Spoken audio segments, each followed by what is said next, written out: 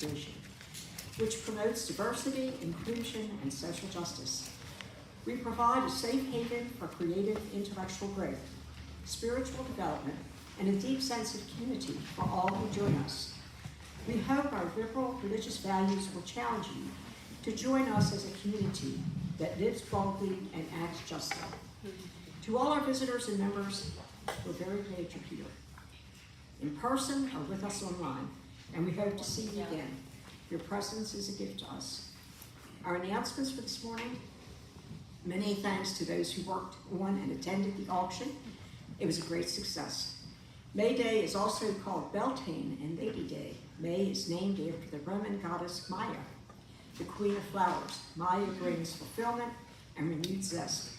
Join our Covenant of UU pagans as we celebrate May Day this Saturday, May 2nd at the University Gathering Sanctuary. Doors open at 6:30 and our rite begins at 7. We will be celebrating herbs, trees, and flowers. You are welcome to bring decorations for the altar, drums, rattles, and a snack to share after our ritual. All are welcome. Join us next Sunday, May 3rd, after the University Gathering for an information session on youth programs at the Mountain Retreat and Learning Center. Facilitated by Jennifer, our LRE coordinator, and Cassidy, a longtime participant and current peer advocate leader, this session will cover youth conferences, summer mountain camp, registration, and financial assistance. The location, the meeting house. After the service next Sunday, we will also have a queer coffee and games event for members of the LGBTQIA+ community. More information in the order of service. And now I want to invite Jeff to come forward at this time for a special announce.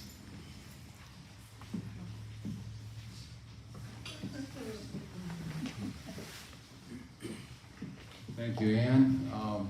Great to see everybody again after last night. What a wonderful evening. And we have another, I guess, wonderful day of celebration today. You know, as I approach the tender young age of 80 and I reflect back on those years, one of the true joys in my life has been the people who have crossed my path. They have given me many wonderful gifts of lifetime memories. This has been especially true in the case of those involved in starting this very congregation almost 40 years ago. Recently, I want to show that. So this is a picture of us at the birthing service given to us at the Charlotte Church downtown. We were given a chalice and a welcome send-off. Most of these members were charter members, and they helped involved with the steering committee that formed this church. And I want to point out, this good-looking guy here, you probably remember, you can almost see, this is Harry Lancaster. This is Bob Vermillion. We still got some of us around here. There's my late wife, Linda, and Charles Cotto, who was very involved in helping me get the congregation started. And this guy, you won't recognize him, I know for sure. But he had a lot more hair then than he does now. And I especially want to bring your attention to these individuals here. Next slide, Risa. Hey, before you leave that one, do you see Jane right between you? I'm sorry, where's Jane? There's Jane. Thank you, Harry.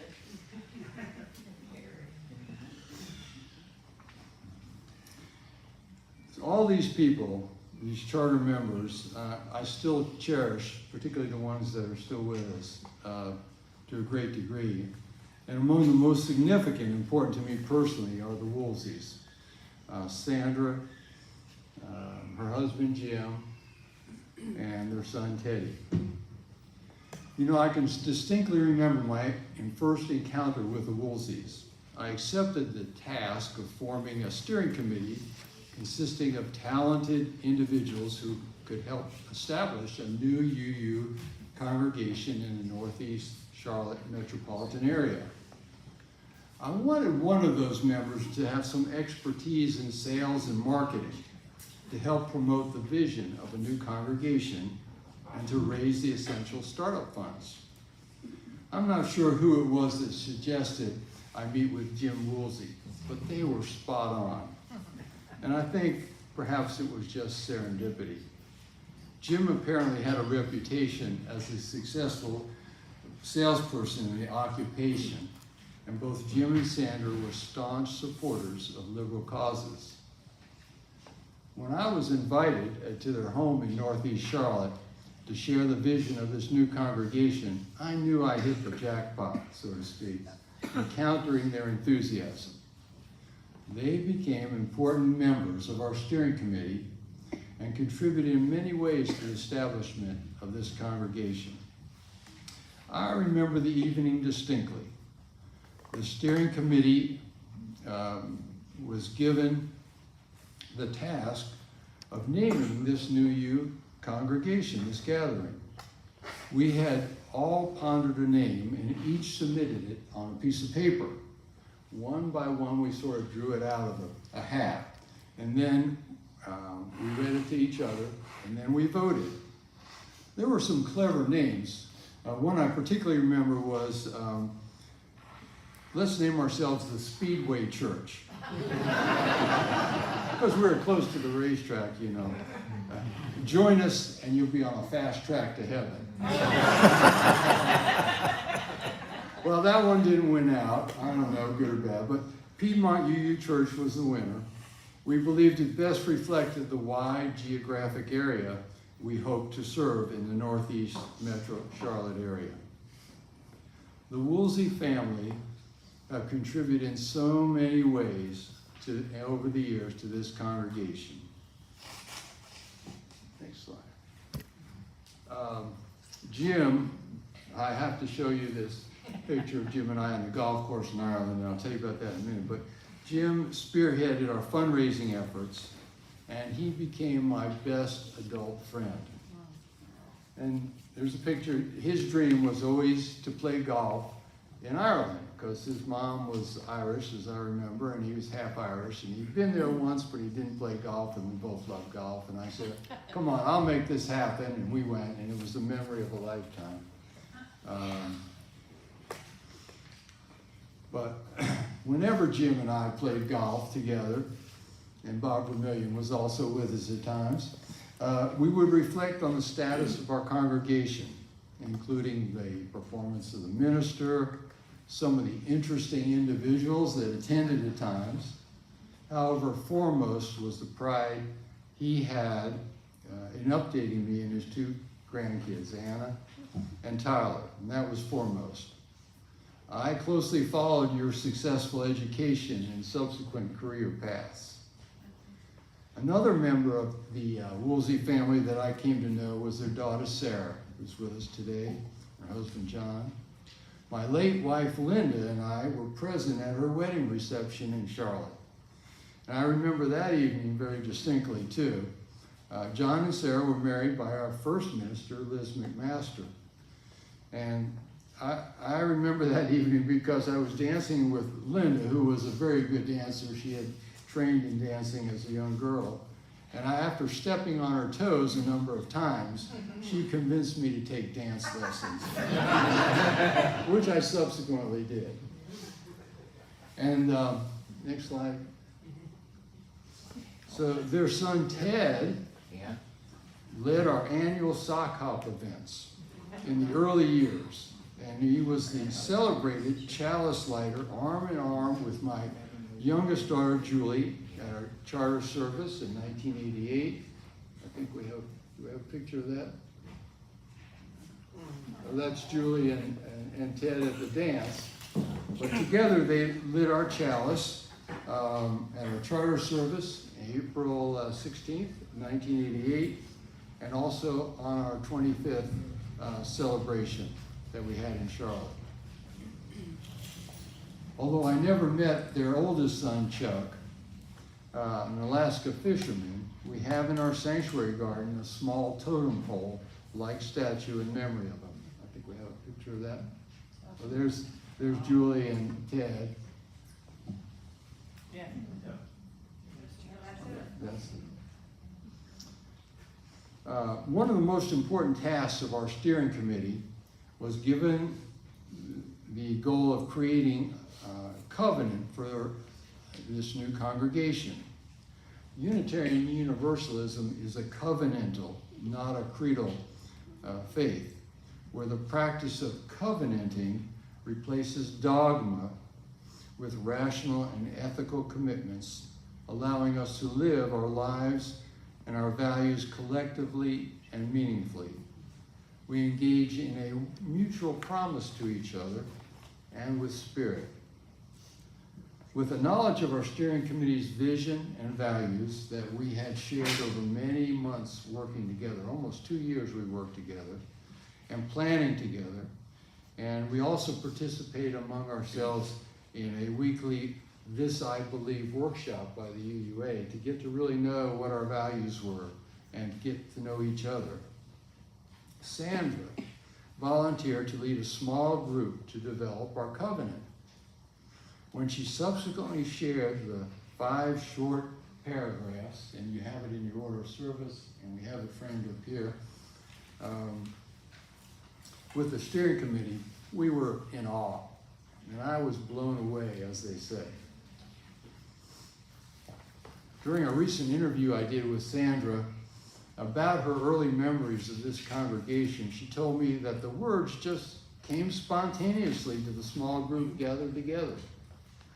Each person shared one element they felt to be the essence of our purpose gathering together in a new spiritual community. Part of the Woolsey legacy is this very congregation, and our covenant is in particular Sandra's legacy to PUC.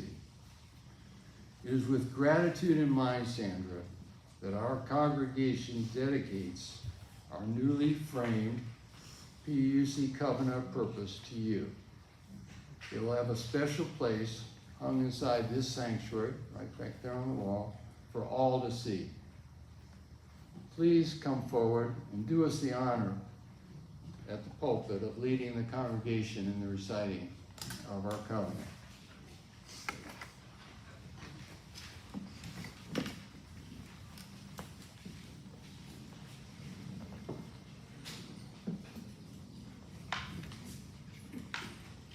Well, instead of doing that, I'm going to talk about Jeff Blum and Jim Woolsey's trip to Ireland. Jeff was really busy with work, so he gave Jim his credit card and said, "You make the arrangements, I don't have time. I'll be ready to go when you say we're going, we're going."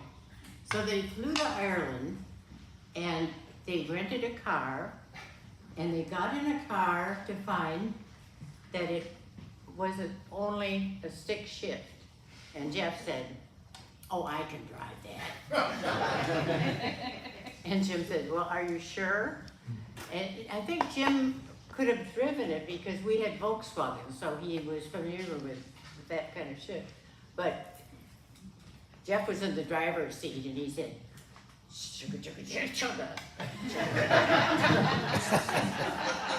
And finally Jim said, "Jeff, turn around.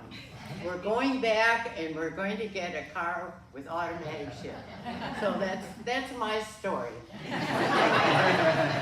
And I love you all. And the first time I ever walked in this property, I walked up a little dirt road there to where the meeting house is, and I looked at the trees, and I fell in love with the trees. You all are important, but the trees. Okay. Well, we have a gift for you. So you're not gonna, Oh, a gift, a gift? You're not gonna lead us in the covenant. Okay. Well, we'll get Ann to lead us in the covenant. Come on, Ann. You want me to read the covenant?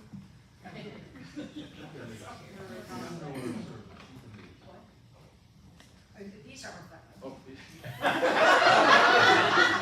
can have both. Okay. There, Sandra, this is for you. There you go. Come on. Thank you.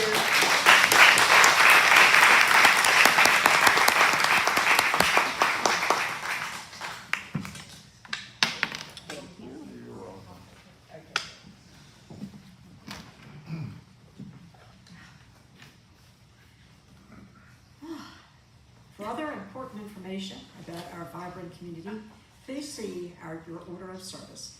Or if you are on our email list, please check our monthly newsletter and weekly announcements. Whatever brought you to this place at this hour, we welcome you. May you find something that you need, and may you be richer in spirit than when you arrived.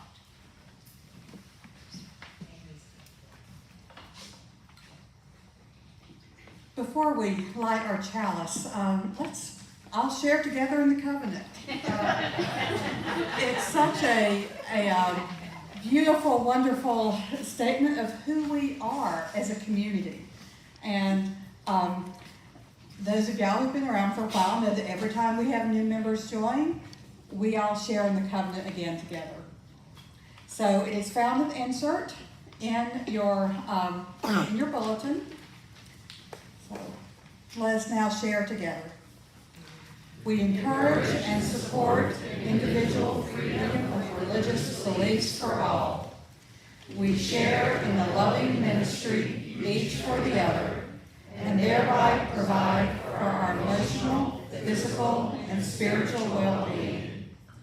We are dedicated to providing religious education for our children, which will enhance the positive worth of each child. We will strive towards social responsibility with the purpose of strengthening an individual commitment to self, congregation, and community. We will seek the truth to enlighten and acknowledge human accomplishments and possibilities. Thank you, Sandra, and your group, which has given us just a wonderful way to think about how we're in community together.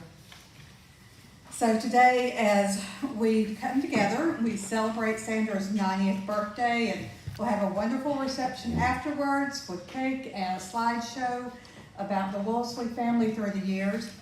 Sandra's granddaughter, Anna, is going to help us light the chalice this morning. Just as Sandra helped light the flame of this congregation 38 years ago, Anna is helping light it today. So hear now these words from Reverend Scott Taylor. May this flame cast its light toward the coming days, reminding us that the future is not simply a place we are going, but a place we are creating. A new world is waiting, friends, not to be found, but to be built. May our time together light the way. Please join me now in singing the words of the lighting of our chalice, the symbol of our faith.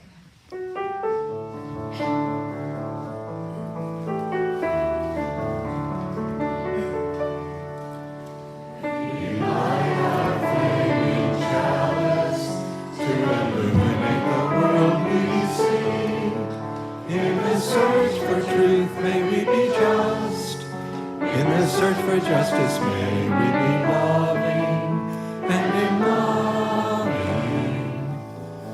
may we find peace.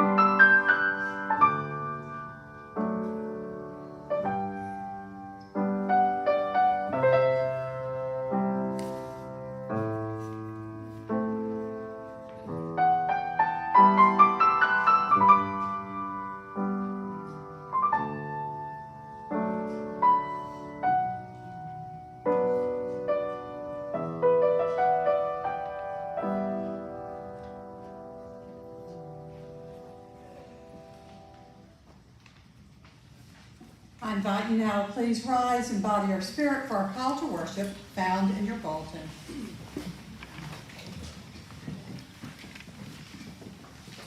Let us join together. Spirit of life and love, we gather and we pause in the space between what was and what might be. Here, possibility is not a promise, but an invitation. Fragile, alive, asking us to move forward in trust rather than clarity. We confess our fear of the unknown, our longing for certainty, our clinging to the comfort of the familiar. And despite it all, something in us still reaches, still wonders, still hopes. Grant us the courage to embrace faith in possibility when the path before us is unclear. Help us trust that in the reaching, in the wondering, in the choosing, we are already forming and carried by a love that will not let us go. May we meet what is yet unfinished with tender hands and open hearts. May we meet the rising sun with courage and lean into the work of shaping that which is possible together. Our opening hymn is found in our gray hymnal, number 108, My Life Flows On in Endless Song.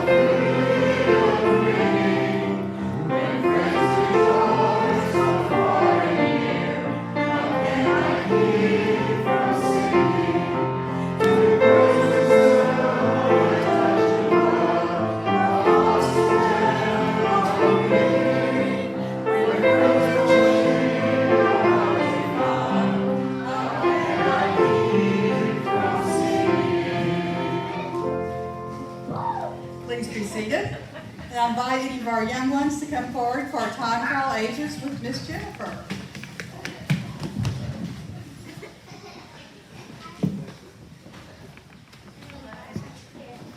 You have a special present for us? You have a guest. Oh, interesting. I got my hair stuck in the microphone. Welcome, you guys. Friends old and new. I think we have old friends here today. But thank you for joining me here on the carpet. So, what has been our topic for the month? This one's a little harder than, I don't think we've been talking about it so specific. Embracing possibilities. At least it wasn't paying attention like last month. That was pretty funny. So we've been embracing possibilities. So today we're going to tell a story from Persia. It's an old story about the journey of the bird. He's fine. He's fine.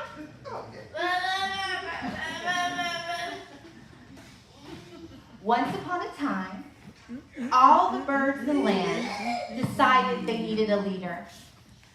a leader for their community. A leader, they thought, would make their community stronger. Representatives all around from all the different bird species gathered to find a leader. A leader will tell us the right thing to do, said the robin. A leader must be wise, said the owl. A leader must believe that we are each important, big and small, said the sparrow. I want the leader to be caring, like a friend, said the dove. Yes, a leader to help us share and get along better, said the jay, which is funny coming from a jay. The leader must make us feel safe, said the hawk. I know where we can find such a leader with all of these qualities, said the hopeful bird. It's the Seymour bird, and it lives very far from here. The birds were very excited. They said they were willing to go anywhere to find such a leader. It might be dangerous, said the hopo bird. A few birds looked troubled, but all the birds voted to go find the Seymour. The hopo took off, and all the birds followed. They flew during the night. They flew in sunshine. Days and days passed. Some birds got tired and left the group. Other birds were filled with doubt. How did they know the Seymour existed? Can you believe something you've never seen? You can't? Only the Opo had ever heard of this bird. Some of the doubters dropped out, but other birds kept flying. One valley was filled with mountains, and all the birds were afraid. I'm too small to make it over the mountain, lamented the sparrow. Keep flying, and we can make it together. The strong flyers helped the weaker flyers. The birds with good vision helped find food for the group. Along the journey, the birds learned how to better respect, share, and care for each other. And it seemed that every bird had something special and unique to offer that made the journey easier. Finally, the hobo birds said, "We are here!" Oh my goodness, the other birds looked around in anticipation. Where is the Seymour? We don't see it, we don't see it. Come over here, said the hopo. The birds stood beside the hopo, and they realized they were on the edge of the lake. They looked in the lake, and what did they see? You saw yourselves? They saw the reflections, and then they understood. The Seymour wasn't a bird. The Seymour was all of them, and all of them were the Seymour. They remembered that each of them had something good and strong and special inside them, and each bird brought something to the community, and they knew together they could do anything. So sometimes the journey isn't about looking for something way out there. Sometimes the journey is about looking for the leader and the strength within and helping each other along the way. Y'all want to come talk more about this? Yes. And we're going to sing some songs. And for the adults, I'm going to allow our little reflection pool to stay on here by the water, and maybe you can find the Seymour birds.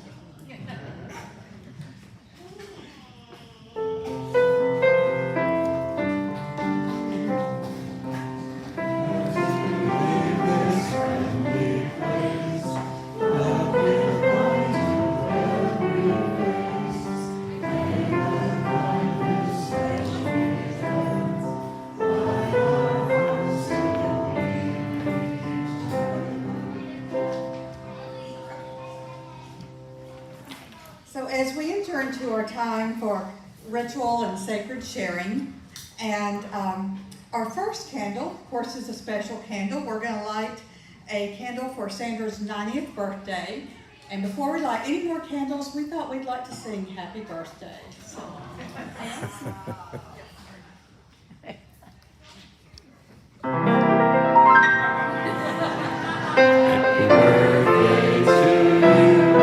Happy birthday to you. Happy birthday, dear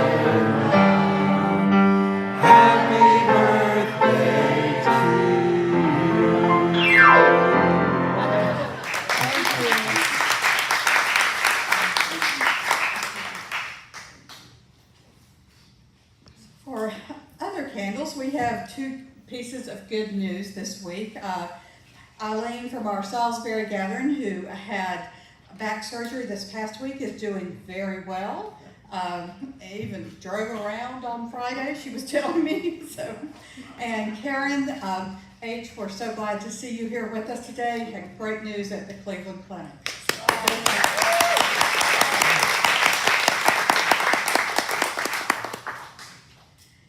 We also light a candle in observance of Lesbian Visibility Day today. For all who are being impacted by ICE raids and activity. For an end to the wars waging in the Middle East. And for our leaders to be led by visions of peace and care for all people, instead of visions of war.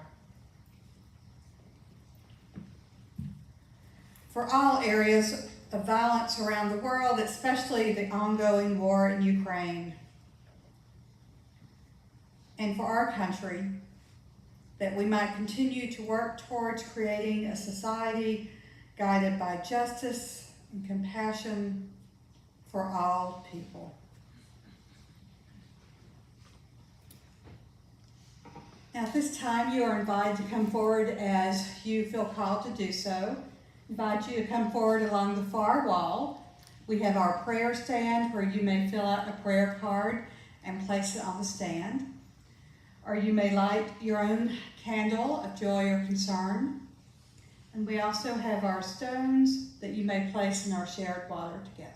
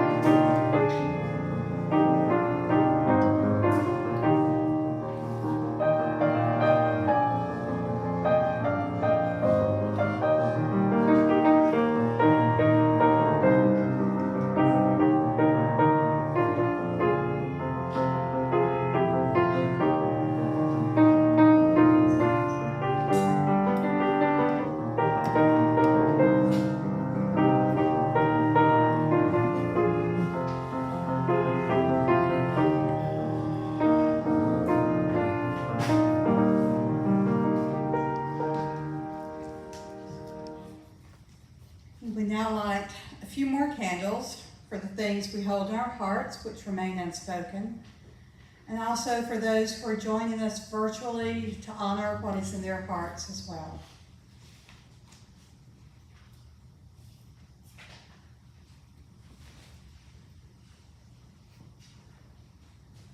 I'll now invite us into a time for quiet rest, meditation, or prayer. I will sound the singing bowl, and then we will have a period of silence, followed by our musical meditation. And during our period of silence, I invite you simply to just relax more fully into your seat, to slow your breath. And as you breathe in and out, breathe in love, love for yourself, and to exhale love for the world around us today.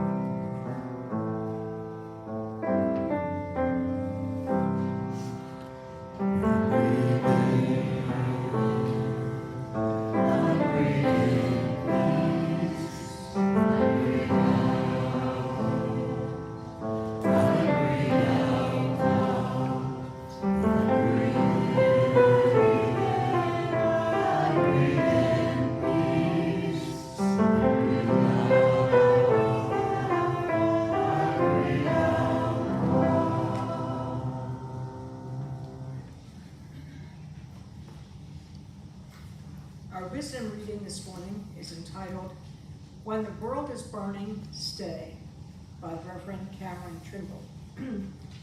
History tells us that moments like this are not new.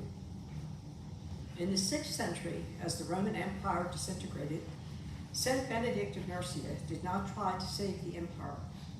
He also did not abandon the world. Instead, he gathered people into a way of life rooted in stability, shared labor, prayer, and care for the vulnerable. The monasteries that followed did not prevent collapse, but they preserved humanity within it. They became places where learning survived, where the poor were fed, where dignity was practiced when power had lost its moral compass. They did not do this by being loud or dominant.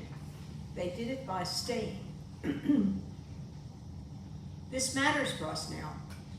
We're living through a time when many are tempted to withdraw, to numb themselves, or to believe that nothing they do will matter.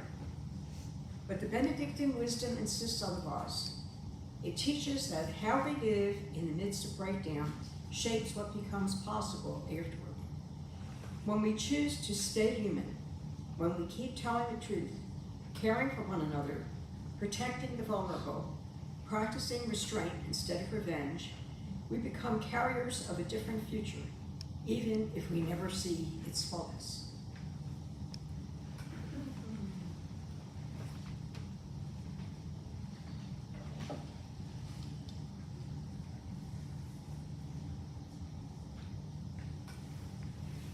I was quite fortunate last Monday evening to see Padraig O'Tuma speak in Winston-Salem. He's an Irish poet, theologian, and peace builder. Now, some of you may have heard his podcast, Poetry Unbound, which I cannot recommend more highly. He reads a poem, explores it, helps us understand and connect with it, and then he finishes by reading it again. Now, it's just about 15 minutes, so it's a great size time to listen to. Now, O'Tuma's life as an Irishman has been marked by colonization and oppression. It is embedded in the Irish ethos, and his poetry speaks to what it is to live this kind of life. No matter our own heritage, we can find universal meaning in his words in so many ways. I think especially here in today's world. We know that terrible things are happening in our own neighborhoods and in our country and around the globe. And also wonderful, grace-filled, joyous things are happening in our own neighborhoods and in our own country and around the globe.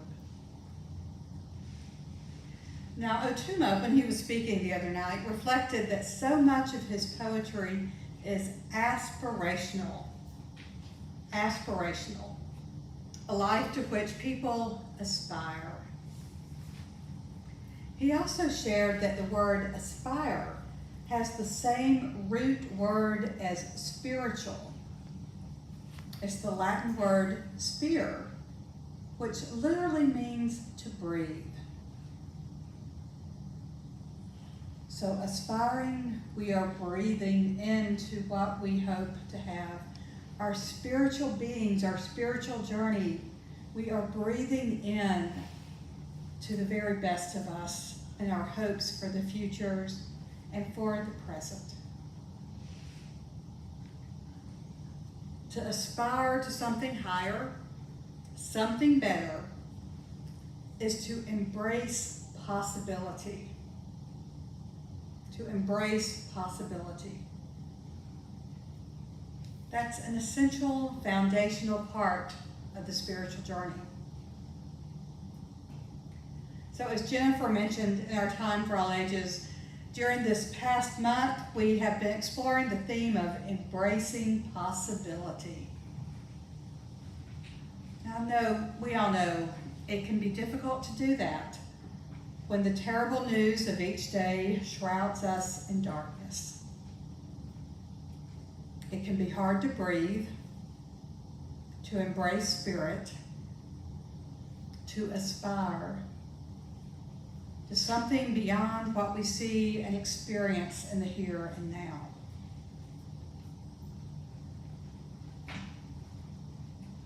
Now, there have been numerous people I've seen in recent months saying that we are living in apocalyptic times.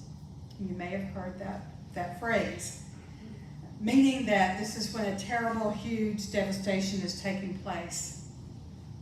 Now, the last book of the Bible is called the Apocalypse of John, which literally translates the Revelation of John.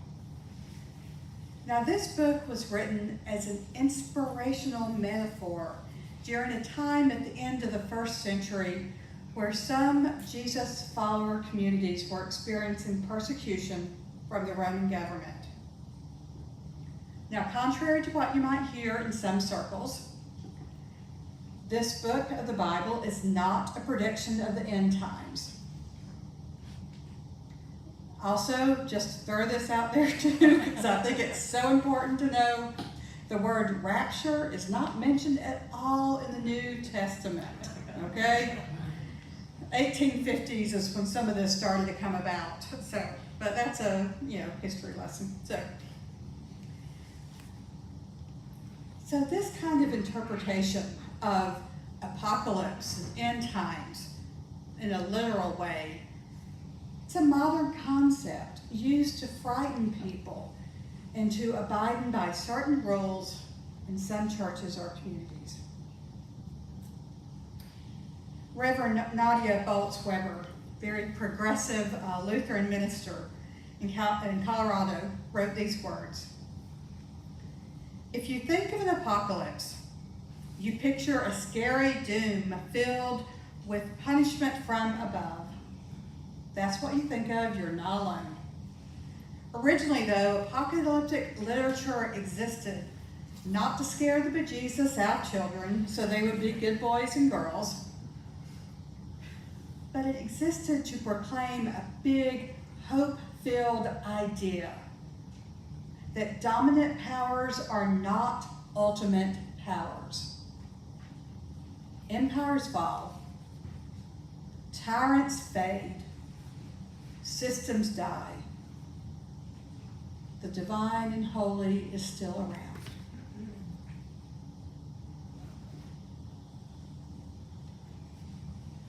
Now, these kind of apocalyptic days come up time and time again throughout history. And apocalyptic literature enables us to have hope revealed.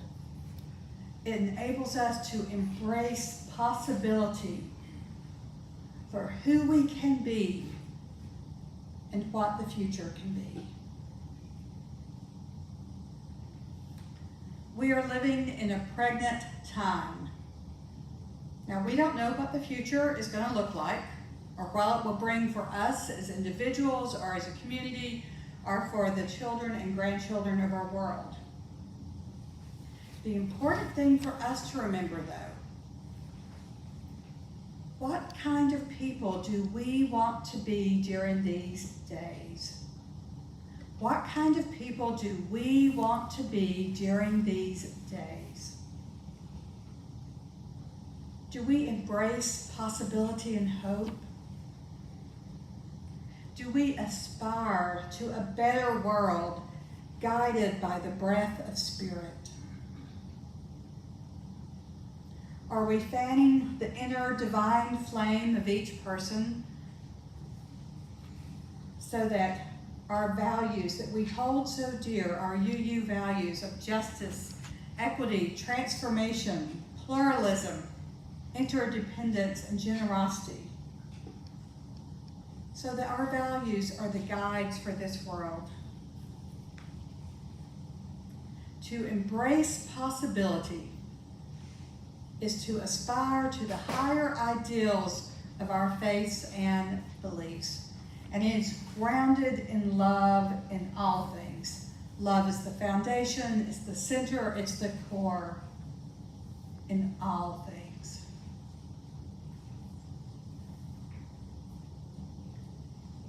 Now, this works in different ways for each one of us.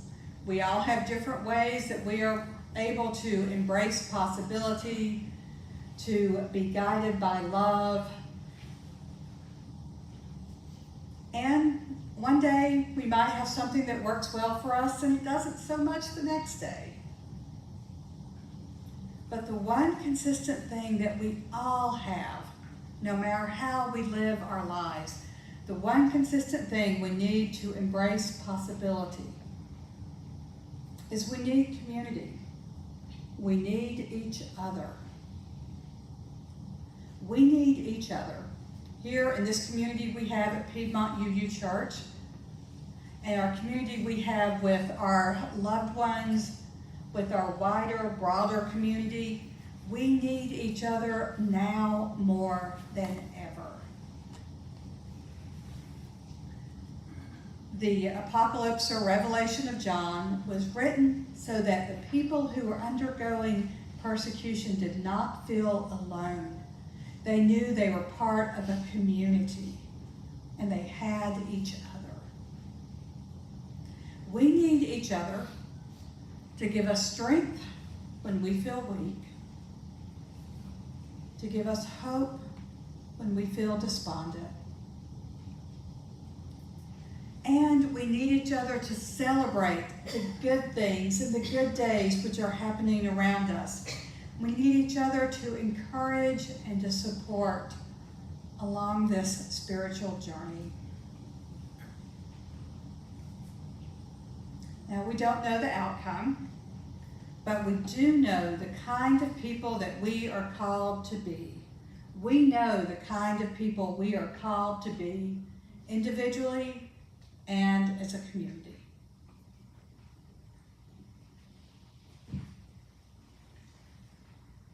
So to close this, I would like to share with you words from Otuma's poem, Sacramental. As I first read this, I thought, this is a good UU poem. So, if there is a heaven, and I'm not sure there's not, at its harbor will be waters that we've traveled, sometimes seeing, mostly not. And at its hearth will be people saying, welcome, welcome, welcome, to where you've always been a part of. Who knows where we started, or how this journey ends? All we know is that we hope in destinations tended by the practice of these virtues: love and these sacramental eyes. Embrace with arms wise to their limitation. Loyalty to the courage of the voice. And wonder at these voices growing daily. And so we hold and bless ourselves in the hope of untamed harbors, unrestrained delight, and unending love in this unfolding story. Amen.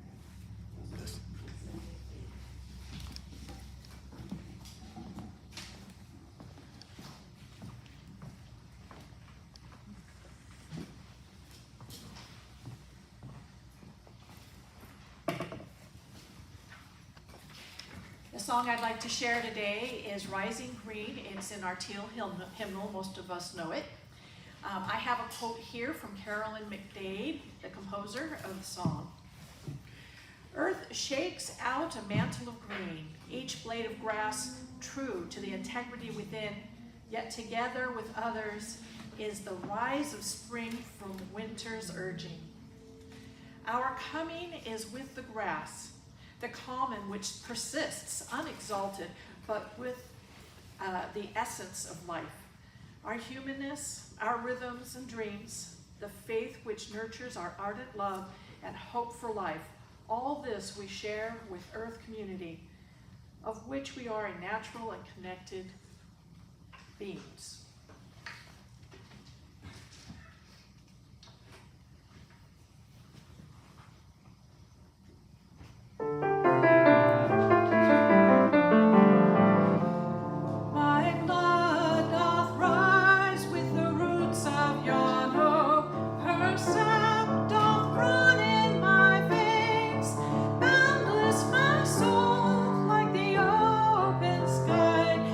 Stars forever.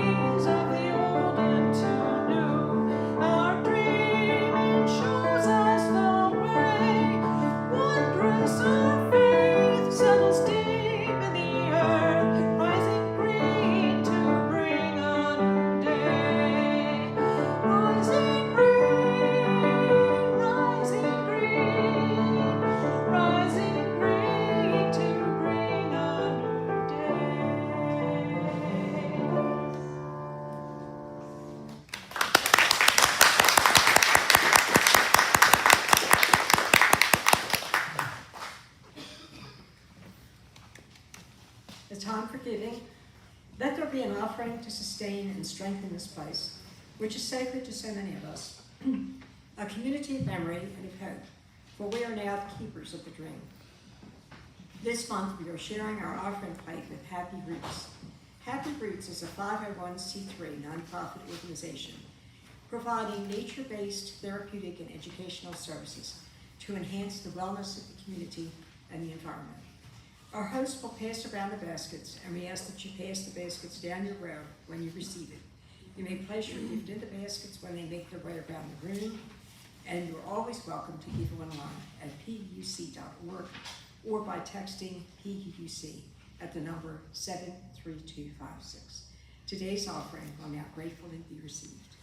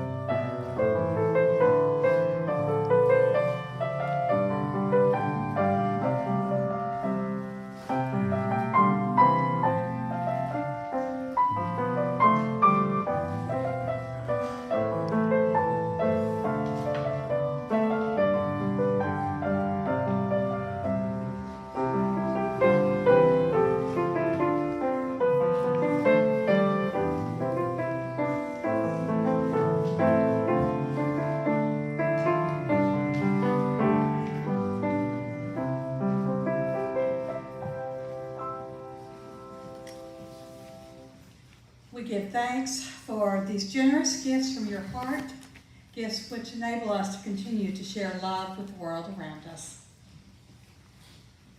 I invite you now to please rise in body or spirit for our closing hymn, number 6, in our gray hymnal, Just as Long as I Have Breath.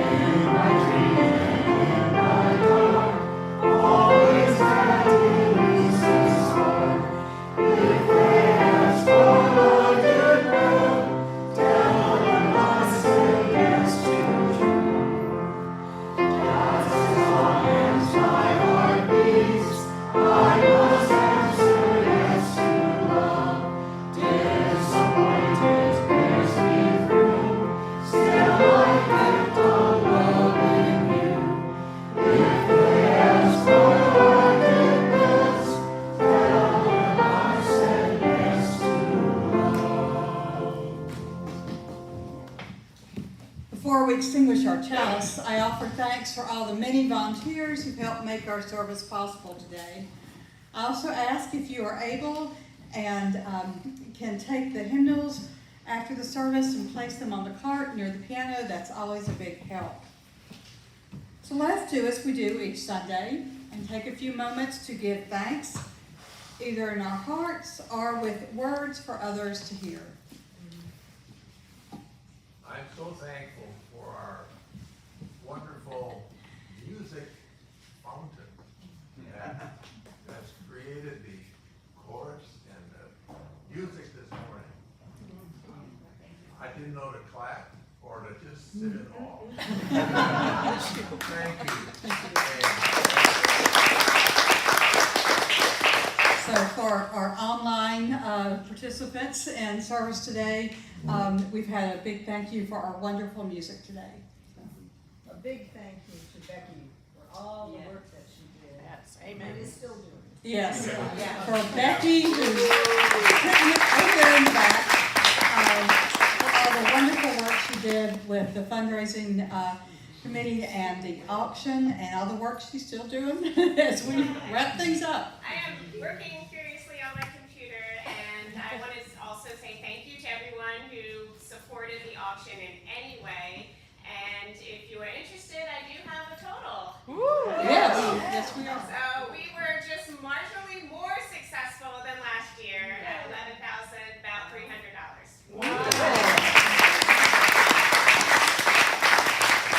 And for our online people, Becky gave us an update. We had a little bit more than last year. We're about $11,300 raised from the auction. So wonderful news. I'm grateful. My dad celebrated an 88th birthday yesterday. Cassette's father, 88th birthday. Well, I'm grateful that Sandra's family is all here today. Amen. Yes, very grateful for Sandra's family, right up here in front. So, I'm thankful it's gardening season. yes, thankful for gardening season. And for the rain. And for the rain, absolutely. Well, we give thanks for. I'm thankful the semester's almost over. Okay. Eleanor says, thankful that the semester is almost over. I know a lot of people feel that way, students and educators alike. So. Well, we give thanks for all these things and so much more which we hold in our hearts today. Let us go forth, open to the possibilities and embracing them that lie before us. Want to remind you to please stay and join us. We'll have a much bigger slideshow and birthday cake and to help celebrate Sandra's birthday. So we now extinguish our chalice, but we carry its light and its warmth and its meaning with us until we meet again. May we go in peace, believe in peace, create peace wherever we may wander. Now for our closing song, we form a circle, and you may hold hands if you would like to, or you may simply place your hands on your heart.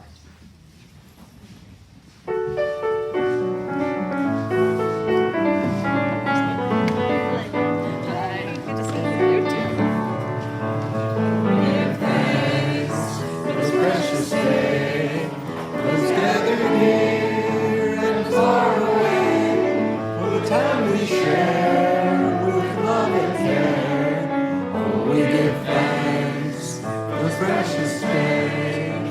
Oh, we give thanks for this precious day, those gathered here and far away, for the time we share with love and care. Oh, we give thanks for this precious day.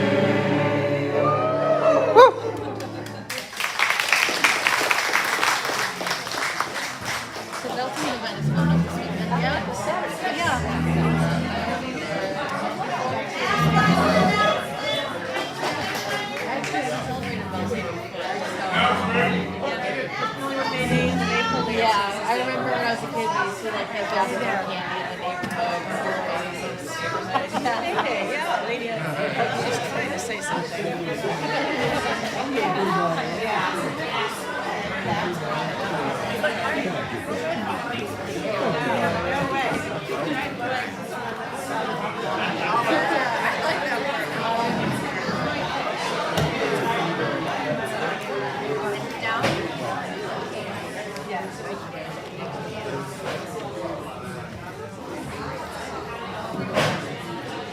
Oh,